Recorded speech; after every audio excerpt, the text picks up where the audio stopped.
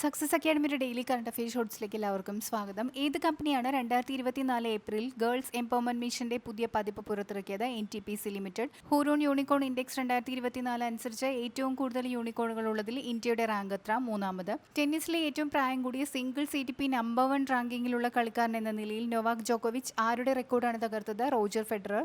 Indo Pacific economic framework four prosperity ഏത് രാജ്യത്താണ് സംഘടിപ്പിക്കുന്നത്? സിംഗപ്പൂർ. 2024 ലോക ഹെപ്പറ്റൈറ്റിസ് ഉച്ചകോടി അടുത്തിടെ സംഘടിപ്പിച്ച ലിസ്ബൺ ഏത് രാജ്യത്തിന്റെ തലസ്ഥാനമാണ്? പോർച്ചുഗൽ. അടുത്തിടെ അന്തരിച്ച പ്രശസ്ത ശാസ്ത്രജ്ഞൻ പീറ്റർ ഹിഗ്സ് ഏത് ഗവേഷണ പ്രവർത്തനവുമായി ബന്ധപ്പെട്ടിരുന്നു? Discovery of God particle. Simon Harris ഏത് രാജ്യത്തിന്റെ പ്രധാനമന്ത്രിയായാണ് തെരഞ്ഞെടുക്കപ്പെട്ടത്? അയർലാൻഡ്. 2024 ലോക ഹോമിയോപ്പതി ദിനത്തിന്റെ തീം എന്ത്? ഹോമിയോ പരിവാർ, ഒരു ആരോഗ്യം, ഒരു ഫാമിലി. 2024 ഏപ്രിലിൽ വലേറോ ടെക്സസ് ഓപ്പൺ കിരീടം നേടിയതാര്? Akshay Bhatia. US India strategic and partnership forum US India tax ഫോറത്തിന്റെ തലവനായി ആരെയാണ് നിയമിച്ചത്? തരുൺ ബജാജ്. കൂടുതൽ വീഡിയോസിനായി ചാനൽ സബ്സ്ക്രൈബ് ചെയ്യുക.